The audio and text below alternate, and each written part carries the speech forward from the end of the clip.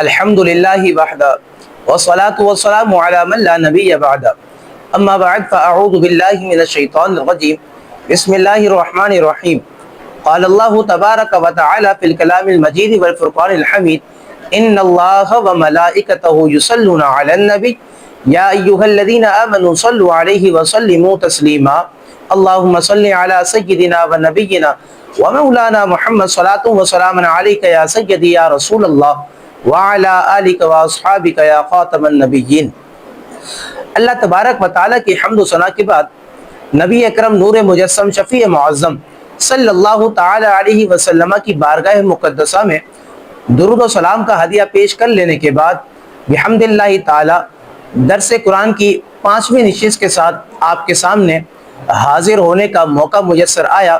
چونکہ ہمارا درس قرآن بھی ہے، خلاصہ تراویح بھی ہے، درس تراویح بھی ہے، اور بحمد اللہ تعالی گزشتہ نشست میں آپ کے سامنے سورۃ النساء کا آغاز کیا تھا اور سورۃ النساء کی آیت نمبر 34 تک ہم نے گفتگو کی، اور آج کی نشست میں بھی آپ کے سامنے سورۃ النساء کی چند ایک آیات مزید ہیں کہ جس پر گفتگو کرنی ہے، اور پھر سورہ مائدہ کی طرف آج ہمیں چلنا ہے۔ تو لہٰذا آج ہم اپنے درس قرآن کا باقاعدہ درس تراویح کا آغاز کرتے ہیں۔ یاد رکھیں سورۃ النساء کی آیت نمبر 64 میں اللہ رب العالمین جل وعلا نے ارشاد فرمایا، یقیناً یہ آیت کریمہ تو ایسی ہے کہ جب بندہ پڑھتا ہے اور جب بندہ سنتا ہے تو اس کا ایمان تازہ ہو جاتا ہے، یقیناً وہ حضور سے مزید محبت کرنے لگ جاتا ہے۔ دیکھیں اللہ رب العالمین جل وعلا کیا فرماتا ہے، اللہ پاک فرماتا ہے کہ وَلَوْ أَنَّهُمْ إِذْ ظَلَمُوا أَنفُسَهُمْ جَاءُوكَ فاستغفر اللہ واستغفر لهم الرسول لوجدوا اللہ توابا رحیما۔ اللہ رب العالمین جل وعلا ارشاد فرماتا ہے کہ اے حبیب، اللہ رب العالمین جل وعلا فرماتا ہے کہ ولو انہم اذ ظلموا، اگر وہ اپنی جانوں پر ظلم کر بیٹھے، اذ ظلموا انفسہم، اگر وہ اپنی جانوں پر ظلم کر بیٹھے تو جاؤکا، اے حبیب تیری بارگاہ میں حاضر ہو جائیں، تیرے پاس حاضر ہو جائیں، پھر حاضر ہو کر کریں کیا؟ رب العالمین جل وعلا فرماتا ہے کہ فاستغفر اللہ، تیری بارگاہ میں حاضر ہونے کے بعد اے حبیب اللہ سے معافی چاہیں، اللہ تبارک و تعالیٰ سے استغفار کریں، اور پھر آگے فرمایا واستغفر لهم الرسول، اور رسول بھی ان کی مغفرت کی دعا کرے تو لوجد اللہ تواب الرحیمہ، تو اللہ تبارک و تعالیٰ کو بہت توبہ قبول کرنے والا اور مہربان پائیں گے۔ تو یہ آیت کریمہ کا جو کہ معنی آپ کے سامنے بیان کیا۔ اب یہاں پر وَلَوْ أَنَّهُمْ رب العالمین جل وعلا نے ارشاد فرمایا کہ اگر وہ اپنی جانوں پر ظلم کر بیٹھیں، اس وہ ہم ضمیر وَلَوْ أَنَّهُمْ، یہ ہم ضمیر وہ، تو اس میں کون کون شامل ہے؟ مفسرین اکرام ارشاد فرماتے ہیں کہ اس ہم ضمیر میں قیامت تک کے جن و انس، یہ تمام کے تمام جو ہے وہ داخل ہیں۔ اب یہاں پر مزید جو ہے مفسرین اکرام ارشاد فرماتے ہیں کہ اگر ہم اس آیت مبارکہ کو دیکھیں تو یہ آیت مبارکہ اگرچہ ایک خاص واقعے کے اعتبار سے اس آیت کریمہ میں اللہ رب العالمین جل وعلا نے جو کہ وہ کلام فرمایا ہے، لیکن حضور کے دربار میں حاضر ہونے کا حکم کہ جاؤ کا، کہ محبوب تیری بارگاہ میں حاضر ہو جائیں، یہ حضور کی بارگاہ میں حاضر ہونے کا حکم، یہ حکم عام ہے۔ مفسرین اکرام نے لکھا یہ حکم جو ہے وہ بالکل عام ہے کہ اے محبوب جب وہ اپنی جانوں پر ظلم کر بیٹھیں تو تیری بارگاہ میں حاضر ہو جائیں، تمہاری بارگاہ میں حاضر ہو لینے کے بعد فاستغفر اللہ، اللہ تبارک و تعالیٰ سے معافی کو طلب کریں۔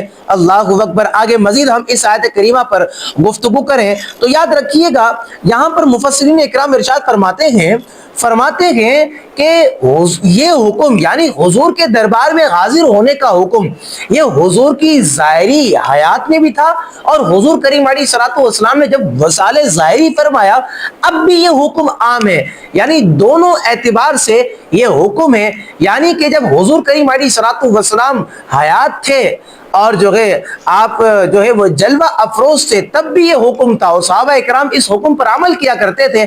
اب جب حضور کریم علیہ الصلوۃ والسلام نے دنیا سے ظاہری پردہ فرمایا تب بھی آج کے مسلمان جو ہے قرآن مجید فرقان حمید کے اس حکم پر عمل کرتے ہوئے سرکار کریم علیہ الصلوۃ والسلام کی مبارک بارگاہ میں حاضر ہوتے ہیں. اور یہ حاضر ہونا یہ صرف ہمارے اندر ہی جو ہے نہیں بلکہ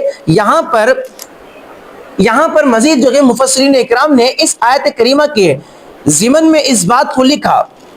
کہتے ہیں کہ ایک مرتبہ کا واقعہ ہے ہوا کچھ اس طرح کہ حضور سید المرسلین صلی اللہ تعالی علیہ وسلم کی وفات شریف کے بعد ایک اعرابی روضہ اقدس صلی اللہ تعالی علیہ وسلم پر حاضر ہوا اور روضہ انور کی خاک اپنے سر پر ڈالنے لگا اور ڈالتے ڈالتے اللہ کے رسول کی بارگاہ میں عرض کرنے لگا کہنے لگا کہ یا رسول اللہ صلی اللہ علیہ وسلم آپ نے جو فرمایا ہم نے سنا جو آپ پر نازل ہوا وہ بھی ہم نے سنا جو آپ پر نازل ہوا اس میں ایک آیت یہ بھی ہے کہ وَلَوْ أَنَّهُمْ إِذْ ظَلَمُوا أَنفُسَهُمْ جَاءُوكَ فَاسْتَغْفَرُوا اللَّهَ وَاسْتَغْفَرَ لَهُمُ الرَّسُولُ لَوَجَدُوا اللَّهَ تَوَّابًا رَحِيمًا.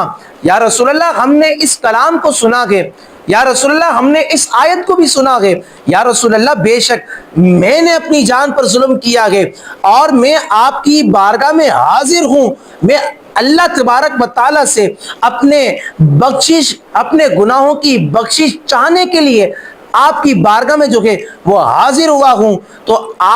تو میرے رب عز و جل سے میرے گناہ کی بخشش کروائیے. اللہ کی بارگاہ میں جو ہے آپ میری سفارش کو پیش کیجئے. اللہ اکبر. اب یہاں پر کہتے ہیں مفسرین اکرام نے اس بات کو لکھا فرماتے ہیں کہ جب وہ اعرابی حضور کی بارگاہ میں آ کر اس طرح عرض کرنے لگا کہ یا رسول اللہ آپ بخشش کروائیے آپ میرے گناہ معاف کروائیے آپ اللہ کی بارگاہ میں عرض کیجئے آپ اللہ کی بارگاہ میں میرے لیے شفاعت کیجئے.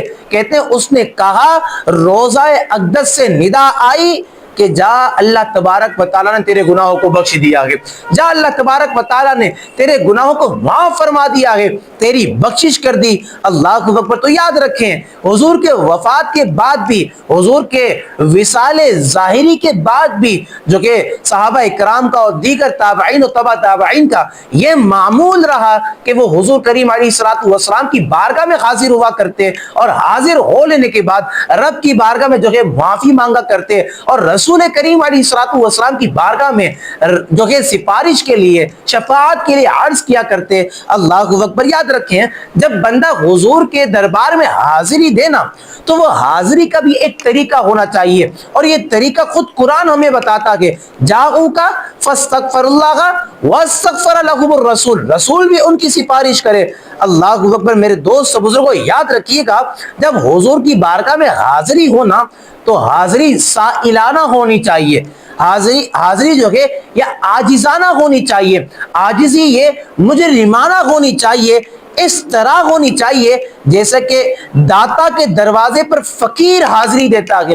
اس طرح کی حاضری جب ایک امتی کی نبی کی بارگاہ میں ہوتی ہے تو اللہ کے نبی اپنے اس غلام کے لیے جو ہے اللہ کی بارگاہ میں شفاعت بھی کیا کرتے ہیں اور اللہ کے نبی جس کے لیے اللہ کی بارگاہ میں شفاعت کر دیں تو اللہ تبارک و تعالیٰ ان کی شفاعت کو پھر جو ہے وہ قبول فرما لیا کرتا ہے. اللہ اکبر. تو اس آیت کریمہ میں مسلمانوں کو شفاعت طلب کرنے کا طریقہ بتلایا گیا کہ تمہیں شفاعت کس طرح طلب کرنی ہے تمہیں جو ہے اللہ تبارک و تعالیٰ سے بخشش اپنے گناہوں کی وہ کس طرح مانگنی ہے. اللہ اکبر. مزید یہاں پر علماء اکرام اس بات کو لکھتے ہیں کہ تمہاری حاضری جو ہے یہ عاجزانہ ہو تمہاری حاضری جو ہے یہ سائلانہ ہو تمہاری حاضری جو ہے یہ مجرمانہ ہو. اللہ اکبر. یہاں پر مفسرین اکرام ارشاد فرماتے ہیں جب تمہاری حاضری سائلانہ ہوگی جب تمہاری حاضری مجرمانہ ہوگی جب تمہاری حاضری عاجزانہ ہوگی تو پھر ہوگا کیا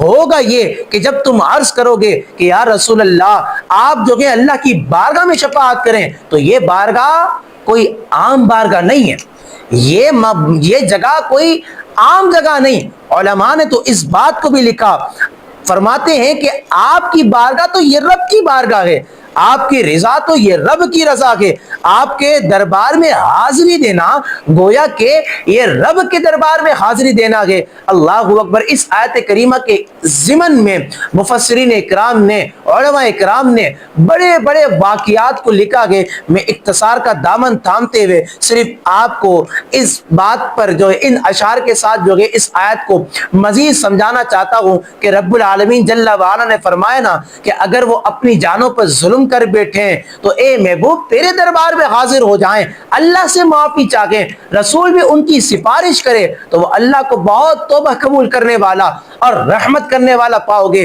اسی مقام پر تو اعلیٰ حضرت نے اس بات کو لکھا کہ مجرم بلائے آئے جاؤ کا ہے گواہ، پھر رد کب ہو یہ شان کریموں کے در کی ہے۔ اعلیٰ حضرت نے تو اس بات کو لکھا کہ بخدا خدا کا یہی ہے در، نہیں اور کوئی مفر مکر، جو وہاں سے ہو یہی آ کے ہو، جو یہاں نہیں وہ وہاں نہیں۔ اعلیٰ حضرت نے فرمایا کہ وہی رب ہے جس نے تجھ کو ہم تن کرم بنایا، ارے ہمیں بھیک مانگنے کو تیرا آستہ بتایا۔ تو میرے دوست بزرگوں یاد رکھیے گا، حضور کے دربار میں حاضری دینا یہ تو مستحب عمل ہے، حضور کے دربار میں حاضری دینا یہ تو مستحسن عمل ہے، اور حضور کے دربار میں حاضری دینے کا حکم یہ تو قرآن مجید فرقان حمید میں موجود۔ تو بندے کو چاہیے کہ جب وہ حضور کی بارگاہ میں حاضر ہو تو حاضری عاجزانہ ہو، حاضری جو ہے یہ التماس کے طور پر ہو، سائلانہ انداز میں جب بندہ رب کے حبیب کی بارگاہ میں حاضری دیتا ہے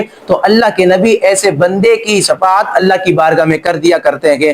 اللہ اکبر۔ اب سورہ نساء کی آیت نمبر 113 کے تحت آپ کے سامنے گفتگو کرتے ہیں۔ رب العالمین جل وعلا نے ارشاد فرمایا وَأَنزَلَ اللَّهُ عَلَيْكَ الْكِتَابَ وَالْحِكْمَةَ وَعَلَّمَكَ مَا لَمْ تَكُنْ تَعْلَمْ وَكَانَ فَضْلُ اللَّهِ عَلَيْكَ عَظِيمًا۔ اللہ رب العالمین جل وعلا نے اس آیت کریمہ میں جو کہ وہ اللہ رب العالمین جل وعلا نے اس بات کو بیان کیا۔ اللہ رب العالمین جل وعلا ارشاد فرماتا ہے فرماتا ہے کہ وَأَنزَلَ اللَّهُ عَلَيْكَ الْكِتَابَ، کہ اللہ تبارک و تعالی نے جو کہ تم پر کتاب نازل فرمائی، اور حکمت کو اللہ رب العالمین جل وعلا نے تم پر نازل فرمایا۔ اور آگے عقیدے کی بات ہے کہ جو رب العالمین جل وعلا نے اپنے مبارک کلام میں ارشاد فرمائی، وہ عقیدہ کون سا ہے؟ وہ عقیدہ اہل سنت ہے بحمد اللہ تعالی۔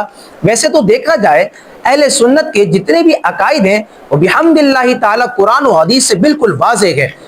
قرآن و حدیث سے ہی جو ہے اہل سنت و جماعت کے سارے عقائد جو ہے وہ ظاہر ہوتے ہیں، سارے عقائد جو ہے وہ ابھر کر کے ہمارے سامنے آ جاتے ہیں۔ اللہ اکبر۔ اب یہ کون سا عقیدہ ہے کہ اللہ رب العالمین جل وعلا نے ارشاد فرمایا وَعَلَّمَكَ مَا لَمْ تَكُنْ تَعْلَمْ، اے حبیب تمہارے رب نے تمہیں وہ کچھ سکھا دیا جو تم نہ جانتے تھے۔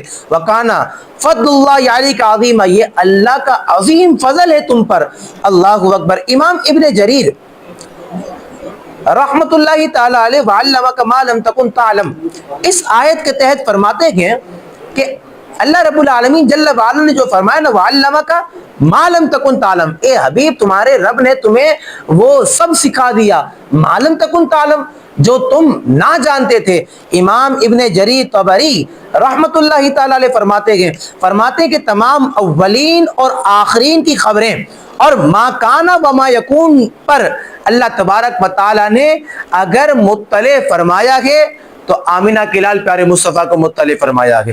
یعنی یہ غیب کی جتنی بھی خبریں ہیں اللہ رب العالمین جل وعلا نے اپنے پیارے حبیب نبی کریم علیہ الصلوۃ والسلام کو جو ہے ان تمام غیب کی خبروں پر مطلع فرما دیا۔ اللہ اکبر۔ اب یہاں پر مفسرین اکرام نے اس بات کو بھی لکھا۔ اب دیکھیں ذرا، اللہ رب العالمین جل وعلا نے فرمایا وَكَانَ فَضْلُ اللَّهِ عَلَيْكَ عَظِيمًا، کہ اے حبیب یہ تم پر تمہارے رب کا فضل عظیم ہے۔ اللہ اکبر۔ اللہ تعالیٰ نے تمام مخلوق کو جو عطا فرمایا اس کے متعلق رب العالمین جل وعلا نے قرآن مجید فرقان حمید میں ارشاد فرمایا وَمَا أُوتِيتُم مِّنَ الْعِلْمِ إِلَّا قَلِيلًا، اسی طرح اللہ تبارک و تعالیٰ نے تمام دنیا کو بھی قلیل فرمایا، قل متاع الدنیا قلیل، لیکن نبی کریم علیہ الصلوۃ والسلام کو اللہ تبارک و تعالیٰ نے جو کچھ دیا اس کے متعلق رب العالمین جل وعلا نے فرمایا کہ وَكَانَ فَضْلُ اللَّهِ عَلَيْكَ عَظِيمًا، کہ یہ تم پر تمہارے رب کا فضل عظیم ہے۔ تو سوچیں، جس کے سامنے ساری دنیا کا علم اور خود ساری دنیا قلیل ہے، تو جس کے علم کو وہ رب العالمین جو کہ عظیم کہے، تو پھر اس نبی کی عظمتوں کا کیا عالم ہوگا؟ اس نبی کی عظمتوں کا اندازہ پھر کون لگا سکتا ہے؟ اللہ اکبر۔ تو ما کانا وما یکون کا ما کانا وما یکون، اس کے متعلق ساری غیب کی خبریں اللہ رب العالمین جل وعلا نے آمینہ کے لال پیارے مصطفیٰ کریم علیہ الصلوۃ والسلام کو عطا فرما دی ہے۔ لیکن یہاں پر اس بات کو بھی یاد رکھیے گا، عقیدہ اہل سنت یہ ہے کہ ہمارے نبی کا علم جو ہے یہ عطائی ہے، کہ اللہ رب العالمین جل وعلا نے عطا فرمایا ہے، جبکہ رب العالمین جل وعلا کا علم کیا ہے؟ یہ اس کا علم ذاتی ہے، اس کا یہ علم ابدی ہے، اس کا یہ علم ازلی ہے، اور ہمارے نبی کریم علیہ الصلوۃ والسلام کا علم جو ہے یہ عطائی ہے۔ اللہ اکبر۔ بس اس فرق کو جب بندہ سمجھ جاتا ہے تو وہ شرک و بدعت کے فتوے پھر جو کہ وہ نہیں لگایا کرتا۔ اب ہم چلتے ہیں سورہ مائدہ کی طرف۔ رب العالمین جل وعلا کے کلام مجید فرقان حمید کی بہت ہی پیاری سورت سورہ مائدہ، یاد رکھیں یہ سورت مبارکہ ترتیب مصحف کے اعتبار سے 5ویں سورت ہے۔ اس سورت مبارکہ میں بالاتفاق 16 رکوع ہیں، اور آیات کی تعداد میں مفسرین کا اختلاف پایا جاتا ہے۔ بعض فرماتے ہیں کہ 122 آیت کریمہ ہیں، بعض کے نزدیک 130 ہیں، بعض کے نزدیک جو ہے وہ 120 ہے، اور ہمارے قرآن مجید فرقان حمید میں جو لکھی ہوئی ہے، جو موجود ہیں، وہ کل 120 آیت کریمہ ہیں۔ اب یہ جو آیتوں کا اختلاف ہے، اس اختلاف کو بھی سمجھنا ہے۔ مفسرین اکرام نے اس بات کو بھی لکھا ہے، فرماتے ہیں کہ یہ اختلاف صرف اور صرف آیت کو گننے کے اعتبار سے ہے، وگرنہ سب کے نزدیک سورہ مائدہ کی وہی ہی آیت کریمہ ہے کہ جو قرآن مجید فرقان حمید میں لکھی گئی ہے۔ اب آگے مقام نزول اس کا کیا ہے؟ مفسرین اکرام ارشاد فرماتے ہیں کہ سورہ مائدہ کو اللہ رب العالمین جل وعلا نے مدینہ طیبہ میں نازل فرمایا۔ البتہ ایک آیت کریمہ ہے، الیوم اکملت لکم دینکم واتممت علیکم نعمتی ورضیت لکم الاسلام دینا۔ یہ آیت کریمہ جو ہے حجۃ الوداع کے موقع پر عرفے کے دن مکہ مکرمہ میں سرکار کریم علیہ الصلوۃ والسلام نے خطبے میں اس آیت کریمہ کو جو ہے وہ تلاوت فرمایا۔ لیکن جتنی بھی آیت کریمہ اس کی ہے اور یہ سورت مبارکہ اللہ رب العالمین جل وعلا نے مدینہ شریف میں نازل فرمائی سوائے اس آیت کریمہ کے۔ اب اس سورت کا نام جو ہے مائدہ رکھا گیا، اس کی وجہ کیا ہے؟ مفسرین اکرام ارشاد فرماتے ہیں کہ عربی میں دسترخوان کو مائدہ کہتے ہیں۔ اب اس سورت مبارکہ کی آیت نمبر 112 سے لے کر 115 میں بالکل یہ واقعہ مذکور ہوا ہے کہ حضرت عیسیٰ علیہ السلام کے حواریوں نے حضرت عیسیٰ علیہ السلام سے آسمان سے مائدہ کے نزول کا مطالبہ کیا تھا، تو آپ نے دعا فرمائی، تو بلکہ یہ واقعہ مذکور، تو اسی مناسبت سے اس سورت مبارکہ کا نام جو ہے یہ مائدہ رکھا گیا۔ اب اس سورت مبارکہ کی فضیلت بھی ہے۔ اللہ رب العالمین جل وعلا کے پیارے حبیب کریم علیہ السلام کے بہت ہی پیارے صحابی حضرت عبداللہ بن عمر رضی اللہ تعالیٰ عنہ فرماتے ہیں کہ جب حضور کریم علیہ السلام جب حضور کریم علیہ السلام پر سورہ مائدہ نازل ہوئی تو آقا کریم علیہ السلام اس وقت سواری پر موجود تھے، تو سواری کا بوجھ اٹھانے کی طاقت نہ رہی، اسی لیے جو ہے آپ سواری سے نیچے تشریف لے آئے۔ یہاں پر ایک اور جو ہے سورہ مائدہ کے متعلق یہ روایت موجود ہے حضرت مجاہد رضی اللہ تعالیٰ عنہ سے، فرماتے ہیں کہ حضور کریم علیہ السلام نے ارشاد فرمایا کہ تم اپنے مردوں کو سورہ مائدہ جبکہ عورتوں کو سورہ نور سکھایا کرو، سورہ نور سکھاؤ۔ تو مردوں کے لیے سورہ مائدہ کہا اور عورتوں کے لیے سورہ نور۔ اب اس کی وجہ کیا ہے؟ اس کی وجہ بھی جو کہ علماء نے لکھی ہے۔ علامہ عبد الرؤف مناوی رحمۃ اللہ تعالی علیہ نے اس بات کو لکھا کہ سورہ مائدہ میں مردوں کے متعلق مردوں کو زجر و توبیخ یعنی ڈانٹ ڈپٹ کی گئی ہے، اسی لیے سورہ مائدہ مردوں کو سکھانے کا حکم اللہ کے نبی کریم علیہ الصلوۃ والسلام نے ارشاد فرمایا۔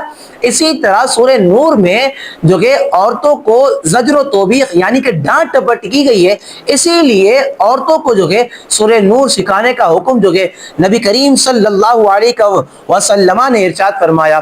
اب اس کی آیت کریمہ جو کہ وہ کثیر ہے، میں مختصر الفاظوں میں پیش کرتا جاؤں گا، کچھ جو ہے اشارتاً گفتگو ہوگی اور کچھ صراحتاً، لہٰذا اپنی توجہ آپ میری طرف ہی رکھیے گا۔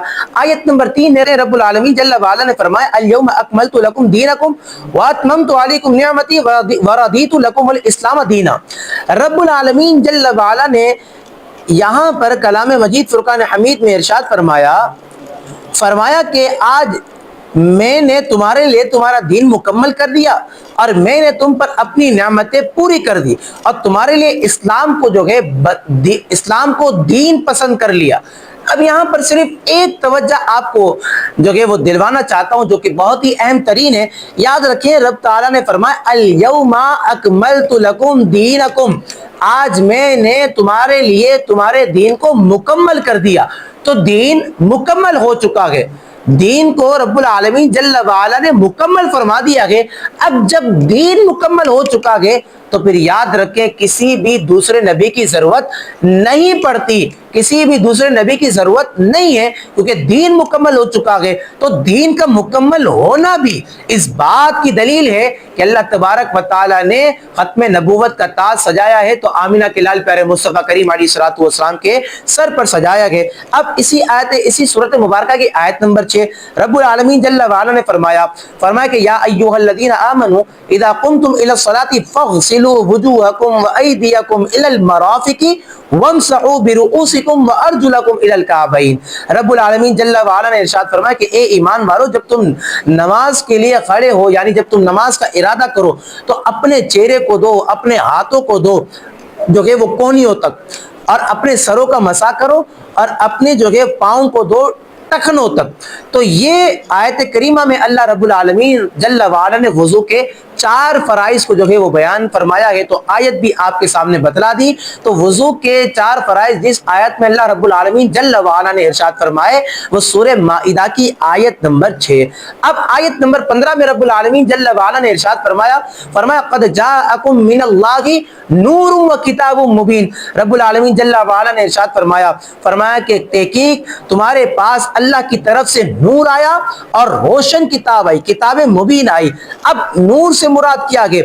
یہاں پر مفسرین اکرام کے بہت سارے اقوال ہم کو ملتے ہیں، لیکن امام ابو جعفر محمد بن جریر طبری متوفی 310 رحمت اللہ تعالی علیہ آپ ارشاد فرماتے ہیں کہ اللہ تعالیٰ نے اہل تورات اہل انجیل کو مخاطب کر کے ارشاد فرمایا کہ تمہارے پاس جو ہے وہ نور اور کتاب مبین آ گئی۔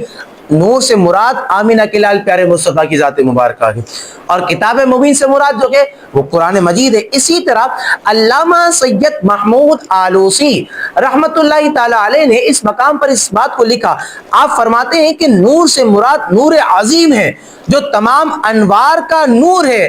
وہ کون ہے؟ وہ نبی مختار یعنی کہ آمینہ کے لال پیارے مصطفیٰ کریم علیہ الصلوۃ والسلام کی ذات مبارکہ ہے۔ اب پھر آگے چل کر مفسرین اکرام جو کہ وہ نور کی تقسیم کرتے ہیں، بعض جو کہ وہ نور حسی پھر نور جو ہے معنوی ارشاد فرماتے ہیں۔ ہم بس اتنا کہتے ہیں کہ ہمارے نبی نور ہیں کہ چمک تجھ سے پاتے ہیں سب پانے والے، میرا دل بھی چمکا دے چمکانے والے۔ اللہ اکبر۔ اب آیت نمبر 35 سورہ مائدہ کی رب العالمین جل وعلا اپنے مبارک کلام میں ارشاد فرماتا ہے یا ایھا الذین آمنوا اتقوا اللہ وابتغوا الیہ الوسیلہ۔ اللہ رب العالمین جل وعلا نے اپنے مبارک کلام میں اس بات کو ارشاد فرمایا کہ اے ایمان والو، اللہ سے ڈرو اور اللہ کی راہ میں جو کہ اللہ کی طرف جو ہے وسیلہ تلاش کرو۔ تو وسیلہ تلاش کرنے کا حکم رب العالمین جل وعلا نے کلام مجید فرقان حمید میں جو ہے وہ ارشاد فرمایا۔ اب سوال یہ پیدا ہوتا ہے کہ وسیلہ کا معنی کیا ہے؟ پھر علماء اس بات کو ارشاد فرماتے ہیں وسیلے کا معنی یہ ہے جس کے ذریعے سے اللہ تبارک و تعالیٰ کا قرب حاصل کیا جائے، وہ وسیلہ ہوتا ہے۔ اور وسیلہ جو ہے یاد رکھیے گا یہ بالکل جائز عمل ہے۔ وسیلہ یہ اس کا تلاش کرنے کا حکم تو جو ہے رب العالمین جل وعلا نے قرآن مجید فرقان حمید میں خود ارشاد فرمایا کہ نماز کو بھی وسیلہ بنانے کا حکم ارشاد فرمایا اور دیگر۔ لیکن یہاں پر میں آپ کو ایک روایت پیش کر کے سناتا ہوں کہ خود حضور کریم علیہ الصلوۃ والسلام نے اپنے وسیلے سے اللہ کی بارگاہ میں دعا کرنے کی تعلیم ایک صحابی رسول کریم علیہ الصلوۃ والسلام کو دی۔ ایک صحابی رضی اللہ تعالیٰ عنہ کو جو ہے حضور کریم علیہ الصلوۃ والسلام نے وسیلے کی تعلیم خود دی، اور یہ روایت ابن ماجہ کے اندر موجود ہے۔ اب وہ روایت کیا ہے ذرا سنیے گا۔ ایک صحابی ہیں جن کا نام حضرت عثمان بن حنیف رضی اللہ تعالیٰ عنہ، آپ سے روایت ہے کہ ایک نابینا شخص بارگاہ رسالت مآب صلی اللہ علیہ وسلم میں حاضر ہو کر دعا کے طالب ہوئے، تو اللہ کے نبی کریم علیہ الصلوۃ والسلام نے ان کو یہ دعا ارشاد فرمائی کہ اللہم انی اسألک واتوجہ الیک بمحمد نبی الرحمہ یا محمد انی قد توجہت بک الی ربی فی حاجتی ہذہ لتقضی اللہم فشفعہ فی۔ یعنی کیا مطلب؟ حضور کریم علیہ الصلوۃ والسلام نے اس دعا کی تعلیم دی ان صحابی رسول کو۔ کون سے صحابی رسول کے جو آنکھوں سے نابینا گئے؟ کون سی دعا کی تعلیم دی؟ اس دعا کی تعلیم دی کہ اس طرح اللہ کی بارگاہ میں عرض کرو کہ اے اللہ میں تجھ سے سوال کرتا ہوں اور تیری طرف، میرے جملوں پر غور کریں، اور تیری طرف نبی رحمت حضرت محمد مصطفیٰ صلی اللہ تعالی علیہ وسلم کے ساتھ متوجہ ہوتا ہوں۔ اے محمد صلی اللہ علیہ وسلم، میں نے آپ کے وسیلے سے اپنے رب عز و جل کی طرف اپنی اس حاجت میں توجہ کرتا ہوں تاکہ میری حاجت پوری کر دی جائے۔ اے اللہ میرے لیے حضور کی شفاعت کو قبول فرما۔ اللہ اکبر۔ پھر یہاں پر حدیثوں میں یہ الفاظ بھی موجود ہیں جیسے ہی ان الفاظوں کے ساتھ حضور کے وسیلے کے ساتھ ان نابینا صحابی نے اللہ کی بارگاہ میں عرض کی، اللہ تبارک و تعالیٰ نے ان کی آنکھوں کو پھر دوبارہ روشن کر دیا۔ ان کی آنکھوں کو اللہ تبارک و تعالیٰ نے روشنی عطا فرما دی۔ اللہ اکبر۔ تو یا ایھا الذین آمنوا اتقوا اللہ، اے ایمان والو اللہ سے ڈرو، وابتغوا الیہ الوسیلہ، اور اللہ کی بارگاہ کی طرف وسیلے کو تلاش کرو۔ تو وسیلے کا حکم تو یاد رکھیں رب العالمین جل وعلا نے خود ارشاد فرمایا کہ تو وسیلہ یہ شرک ہے، یہ حرام ہے، یہ بدعت ہے، اس کو کہنا پھر جو کہ وہ ختم کر دینا چاہیے، کیونکہ وسیلہ تلاش کرنے کا حکم جو ہے یہ قرآن مجید فرقان حمید میں جو کہ یہ موجود ہے۔ اب میرے دوست بزرگوں بالکل آخری آیت پر آپ کے سامنے گفتگو کرتے ہیں اور آج کی نشست سے پھر آپ سے اجازت چاہتے ہیں۔ اللہ رب العالمین جل وعلا نے سورہ مائدہ کی آیت نمبر 51 سے 56 تک جو ہے اس بات کو بیان کیا کہ کفار کو دوست مت بناؤ، کہ یا ایھا الذین آمنوا لا تتخذوا اليہود والنصارى اولیاء، اے ایمان والو یہود و نصارہ کو دوست نہ بناؤ۔ اللہ اکبر۔ تو کافروں سے دوستی کرنے کی ممانعت رب العالمین جل وعلا نے خود کلام مجید فرقان حمید میں ارشاد فرمائی۔ اور پھر اس بات کو بھی یاد رکھیں قرآن مجید فرقان حمید کے اس حکم کو سن لینے کے بعد، سمجھ لینے کے بعد بھی اگر کوئی شخص کفار سے دوستی کرتا ہے تو یاد رکھیں وہ اپنی جان پر ظلم کرنے والا ہے، وہ اپنے آپ پر ظلم کرنے والا ہے۔ مسلمان اگر کافر سے دوستی کرتا ہے تو یاد رکھیں بچنا اس کے لیے نہایت ضروری ہے، اگر نہ بچے تو اس کے لیے سخت وعید رب العالمین جل وعلا نے جو ہے وہ ارشاد فرمائی ہے۔ اور یاد رکھیں کفار کے متعلق یہ بات تو جو ہے وہ موجود ہے، الکفر ملت واحدۃ، کہ کفر تو ہے ایک ملت ہے، تو لہٰذا کافروں سے دوستی نہ کرنے کا حکم رب العالمین جل وعلا نے ارشاد فرمایا کہ اب آیت نمبر 55 میں رب العالمین جل وعلا نے ان لوگوں کا تذکرہ فرمایا ہے کہ جن سے دوستی کی جائے، یعنی کہ کفار سے دوستی کرنے کا حکم رب العالمین جل وعلا نے ممانعت میں ارشاد فرمایا۔ اب کس سے دوستی کی جائے یہ بھی اللہ تبارک و تعالی نے ارشاد فرمایا۔ رب العالمین جل وعلا نے ارشاد فرمایا انما ولیکم اللہ ورسولہ والذین آمنوا الذین یقیمون الصلاة ویؤتون الزکاة وهم راکعون ومن یتول اللہ ورسولہ والذین آمنوا فإن حزب اللہ هم الغالبون۔ رب العالمین جل وعلا ارشاد فرماتا ہے تمہارے دوست صرف اللہ اور اس کا رسول ہیں اور ایمان والے ہیں کہ جو نماز قائم کرتے ہیں، زکوٰۃ دیتے ہیں، اللہ کے حضور جھکے ہوئے ہیں۔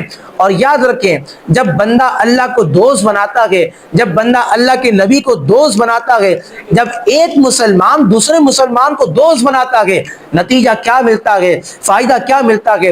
رب کے کلام میں خود یہ بات موجود۔ اللہ پاک فرماتا ہے وَمَن يَتَوَلَّ اللَّهَ وَرَسُولَهُ وَالَّذِينَ آمَنُوا فَإِنَّ حَزْبَ اللَّهِ هُمُ الْغَالِبُونَ۔